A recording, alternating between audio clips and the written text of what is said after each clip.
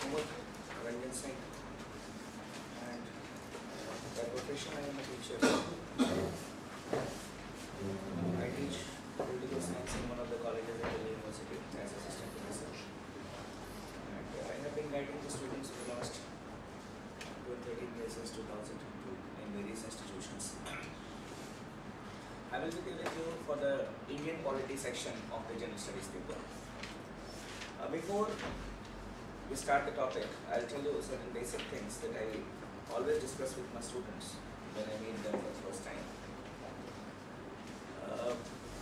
There is a lot of, we can say, misconceptions or conceptions that I don't know, but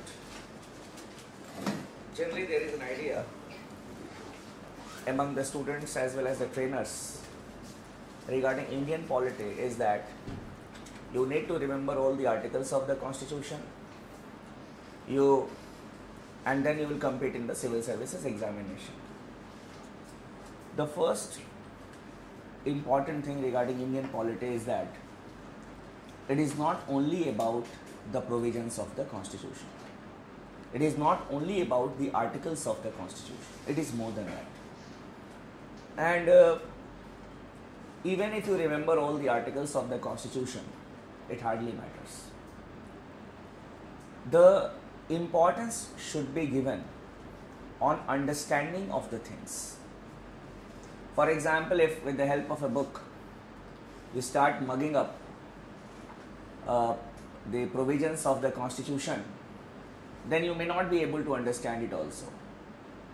But if with the help of this board I will talk to you on the formation of a new state, obviously you may be able to understand the process for the formation of a new state. That is more important. So the crux is more important, the numbers are not important. The numbers are not important. And the numbers we come to know when we discuss the subject matter. So we should not be concentrating on article number 3, 4, 5, 6, 7, 8, 9, 10. But we'll be concentrating on the crux of the things. The process for the impeachment of the president, the process for the creation of a new state, process for the appointment of the judges. Those things are more important. Because generally people judge us by the facts that we know. But when we are on this side, it is very easy to say that okay, you remember all the articles of the constitution. The history teacher may say you remember all the dates.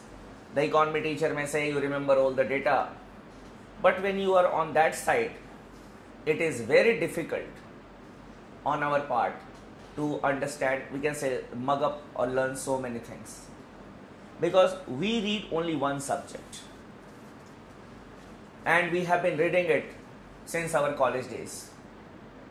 We may have done masters or PhD in that subject. But for you people, you are just appearing in an examination and that is why you are reading that subject. And that too, you are reading so many sections.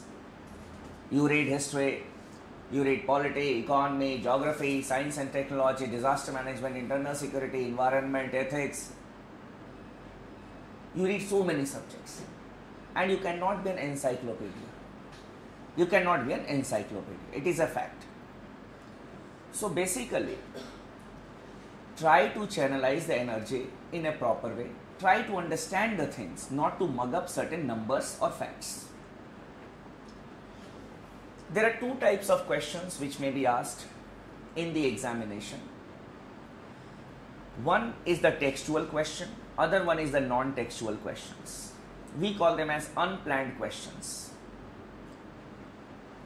And textual questions, you will find the answer anywhere. Even if you read a guidebook, you can be able to write the answers. For example, creation of a new state, everywhere they will be giving you the fact. On the other hand, the non-planned questions. Regarding the non-planned questions, you must be aware about the context of the question which has been asked, then only you will be able to answer the non-planned questions. The aim of these classes are to make you aware about the context in which the questions can be asked. Because if you understand the context in the examination, you will be able to answer the questions well. Many students are happy to know, Acha, which is the longest river in the Sajid? The teacher has said this thing today. He taught us the longest river in the world. Any general knowledge book that, what is that popular Lucent book, you will get these facts. But the analytical aspects of it, that is more important. For that, there are no textbooks available in the market. There are no textbooks. By reading Lakshmikant, if one can claim that he will be competing the mains examination, he is a useless person. And even the teacher is not worthy of teaching. There are certain facts which are there in the study material which is provided by any coaching center. Nothing was more than that. I don't know why teachers prescribe that when you take admissions in a class. Because the same thing the teacher will discuss here, the same thing will be there in your study material that will be given, and the same thing is that in that book only. Except some voluminous things, just to acha, this is also there, and it is just to increase the tension of the students. There is nothing called kitchen cabinet in this country, but you will find kitchen cabinet, and the student will ask, sir, what is kitchen cabinet? Why? Because he has read in that book. And in none of the examination the question is on kitchen cabinet. You can see the last 25 years question papers. Not 20 years, 25 years question paper. But it is there in that book. So those who take classes, it is not worthy for them to read any textbook if they have honestly attended the classes. If they have honestly attended the classes and they have studied the study material that has been provided by the institute. There is a fashion among the students to compile books, compile the photocopies of the different, but nothing changes here. If I discuss the process of impeachment of the president with the help of this board, even if you read 10 books, the process of impeachment will not change.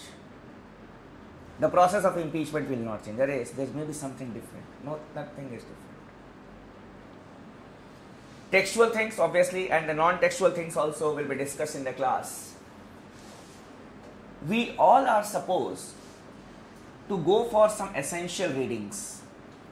I am not talking about books. Essential readings. Even Subhas Kashyap's book is better than Lakshmikant's book in order to understand certain things. Because a bit of analysis is also there in Subhas Kashyap's books, our political system. But I will not ask you to read any book now. What you need to do is, essential readings I was saying, essential readings mein, what you can do is, you can go for Yojana and Kurukshetra, that is essential reading. You cannot ignore these two.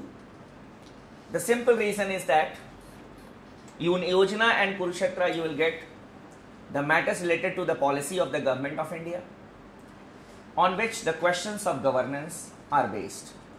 You can expect at least one question from the policies of the government of India in your main examination. And a teacher, anyone who will be standing here, will not be able to teach you in a better manner than what is written in the Yojana or Kurukshetra. His source will also be that book only. And the data which is given in Yojana and Kurukshetra is considered to be authentic because it is a government publication. It is a government publication. We are not supposed to rely on internet. Because you people, the first thing that where you go to Wikipedia, and it is unreliable. It is unreliable. You cannot rely on Wikipedia. Second thing, I was talking about Yojana. Yojana has got specific issues related to governance, related to science and technology, related to environment. Various issues are there.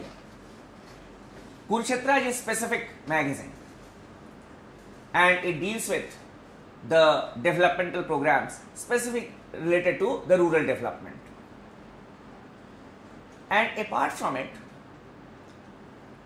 everyone is suggested to read at least one national newspaper daily. Any national newspaper will do. Gone are the days when the trainers used to say that if you want to compete in the civil services examination, you read the Hindu. Gone are the days. People can differ with me, but when N. Ram was the editor of the Hindu, the substance of Hindu used to be something different. But now Hindu is no more that Hindu. It is a fashion to tell these names. Otherwise, the student will feel that the teacher knows nothing. Dekho, he has not told us to read the Hindu. Yes, because now the students, they feel, once they start preparing, they feel that no, they are civil servants and they are the best persons who know how to prepare the things. Achha, the teacher has not told us to read this book. The teacher is not good. You read an issue of the Indian Express and you will find a blend of both the radical ideology as well as the rightist ideology. Gone are the days of the Hindu, I am telling you. In 2011, in the personality test, one of my students was asked the simplest question which can be asked in the civil services interview, that which newspaper do you read? He said, sir, the Hindu. K.K. Paul sir was the chairman of that board. K.K. Paul was the police commissioner of Delhi, and then he became the member UPSC. Now he is governor in one of the northeastern states, or in Uttarakhand he has been transferred. K.K. Paul sir asked him, don't you think that it gives you an ideological biasness? The student had not thought of it. What is ideological biasness? Why? Because the trainer said, okay, they read the Hindu. He may have read in the interviews of the successful candidates, okay, they read the Hindu, and he started reading the Hindu. But yet, ideological biasness is always there in the newspapers. A civil servant need to be ideologically neutral. You can have your ideology, but it should not be reflected on your work. That is the fear that we have. That is why I said you can read any national newspaper, or you can go through two national newspapers. One of your friends can subscribe the Hindu, other can read the Indian Express. You can discuss that, okay, this was the editorial, these were the leader articles in this newspaper, okay, these were this in this newspaper. Just jot out the points and exchange it. Now, how to make the optimum use of the newspapers? Basically, you see, every subject has got its own orientation. Economy has got its own orientation. Polity has got its own approach and orientation. History has got its own approach and orientation. Science and tech has got different orientation. I will not ask you to read pages 1, 2, 3, 4. News are not important for us. Even if you know what is going on in the country today, what happens? It hardly matters. The ultimate aim is that you need to compete in the examination. You should be thorough professional. Why you are sitting here? You are sitting here just to see that your name appears in the merit list prepared by the UPSC in 2018.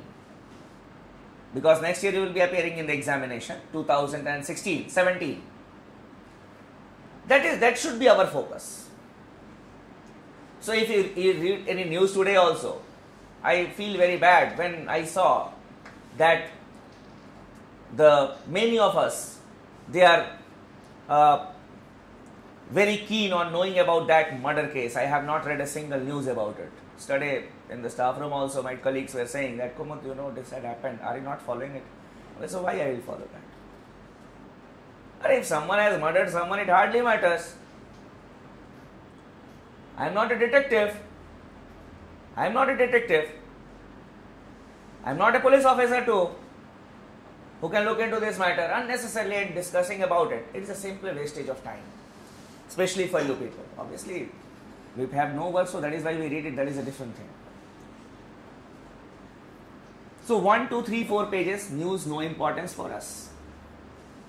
Then you should read the editorial one, and even all the editorials are not very important every day. For example, if there is an editorial on Bajrangi Bhaijan, have you heard about that Bajrangi Bhaijan?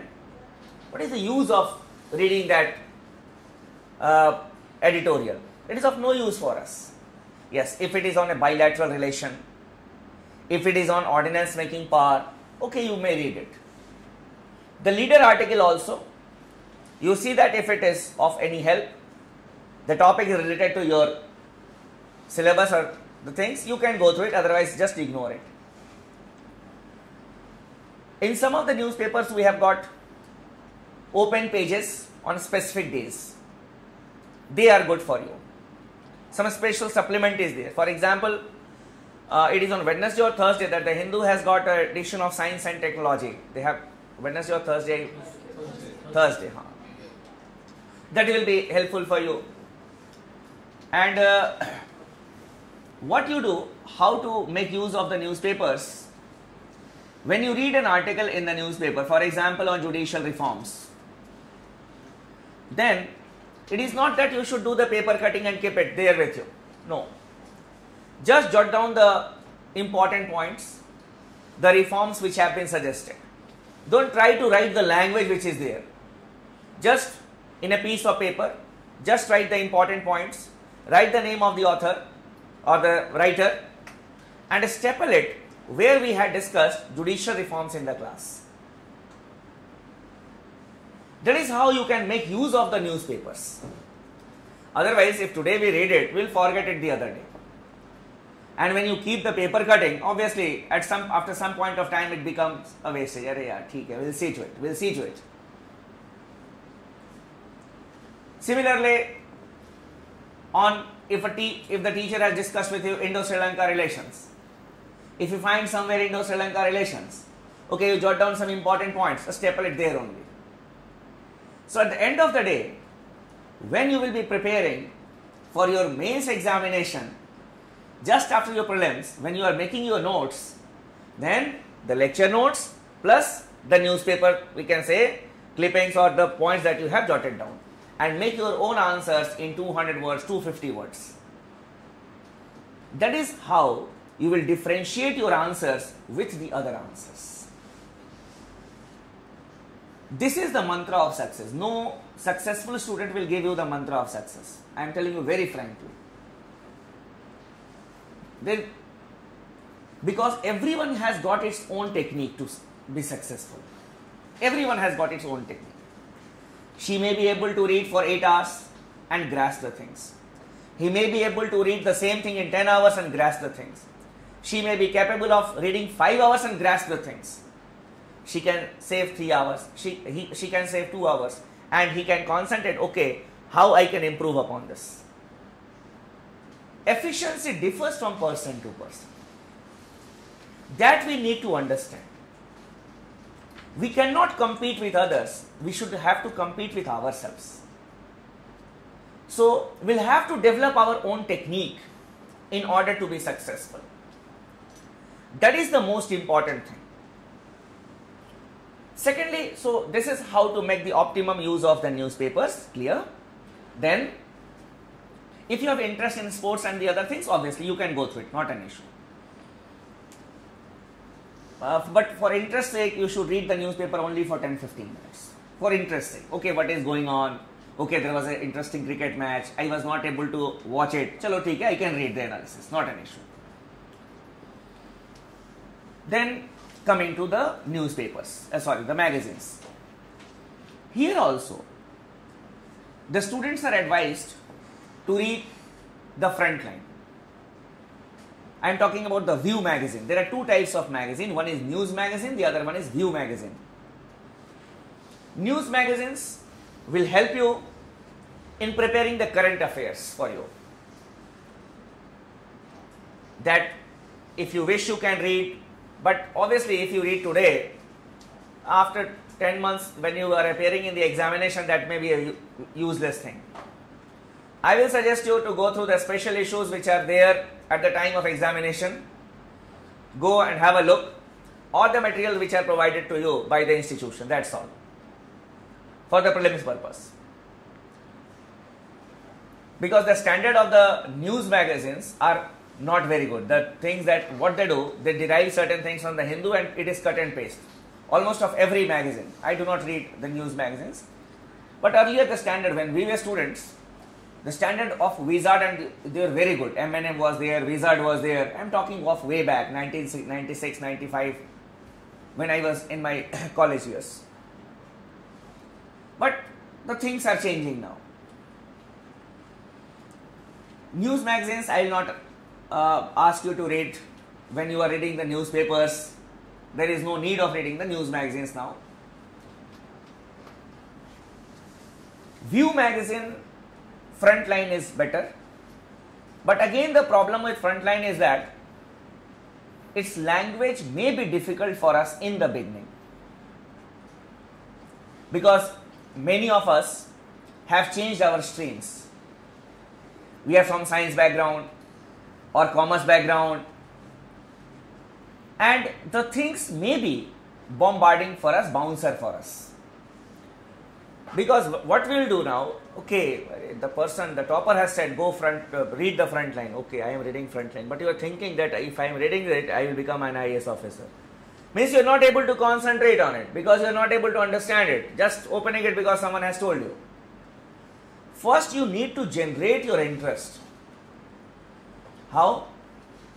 Obviously the newspapers will help you out,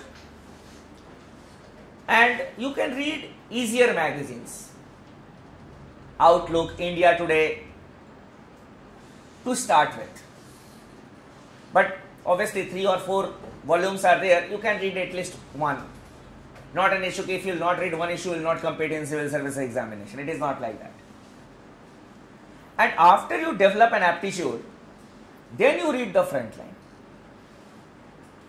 The good aspect of Frontline is that it covers a cover story, that is the story of the month, and you will get an insight into it. No doubt it is also left oriented, but left oriented means it is always against the government. It is always against the government.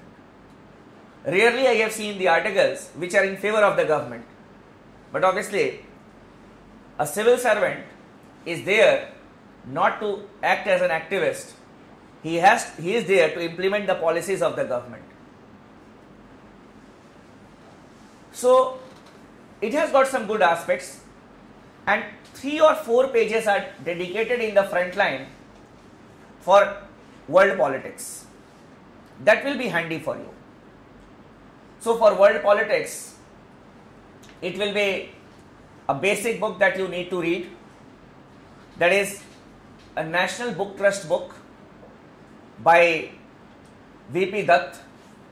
Along with it, magazines like World Focus, that will, and the newspapers that you will read. Because polity and IR, they are combined together. So that is the good aspect of Frontline. But yes, after you attain a level, then only you start reading the Frontline, not now. And Frontline also, all the issues are not very important. You see that which issues are relevant to you, and you can go through those issues only. So these are certain things by which you will be able to answer the non-planned questions. Unplanned questions we call it, non-textual questions we call it. So our emphasis should be on this only. For example, the parliament session was disturbed. The last session was very much disturbed. There were a lot of articles on it. You just chalk down certain facts. How many hours were lost? And when you write an answer on decline of the parliament, you just staple it where we had discussed that points. Just to substantiate it. Okay, in this particular session, this much of hour was hours of work were lost because of unruly behavior of the members. You just add on one sentence from the whole article. In this way, you will have to make use of the newspapers. So it is not hard work, but smart work that matters. Not hard work, but smart work that matters. Everyone reads the same thing, but how you read it, it will differentiate your answers with others. Because it is a competition. It is not class 1, 2, 3, 4, or we can say graduation examination that you mug up 4, 5 questions and you go and vomit it. It is not like that. Yeah? Then another important thing is that we are here not to become a scholar and not to become an activist.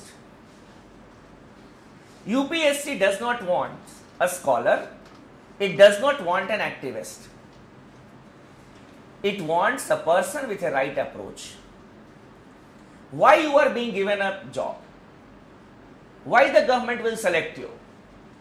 The simple reason is that we have got two types of executive. One, the political executive, that is the ministers.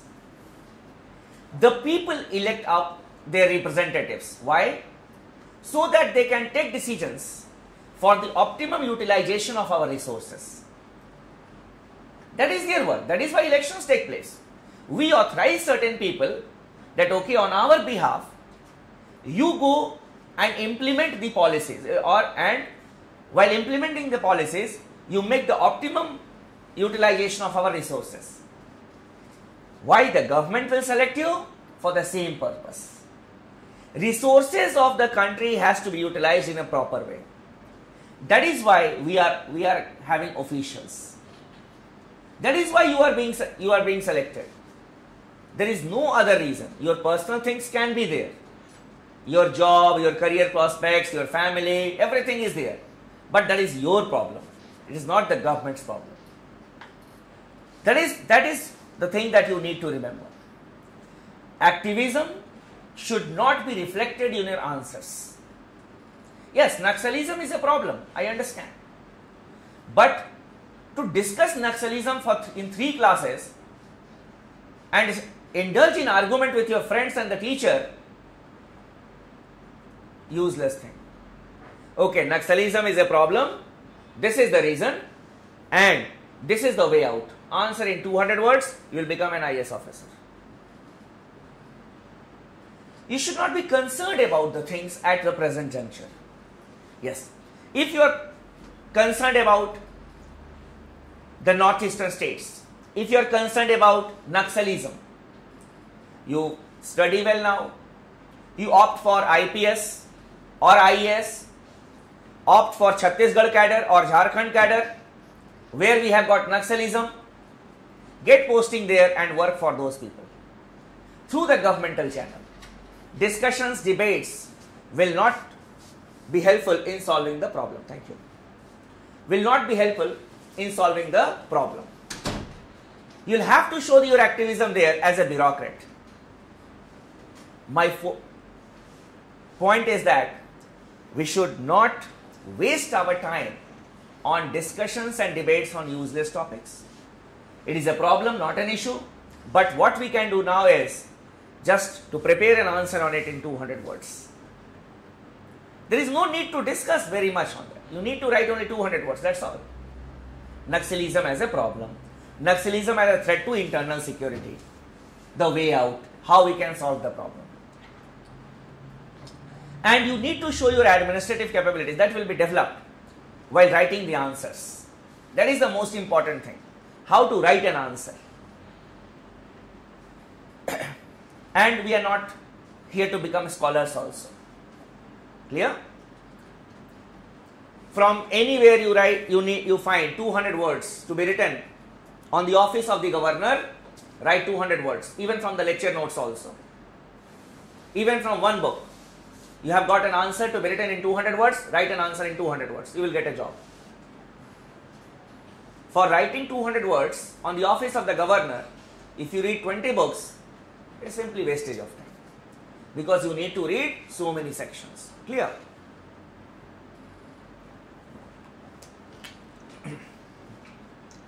In the Indian polity section,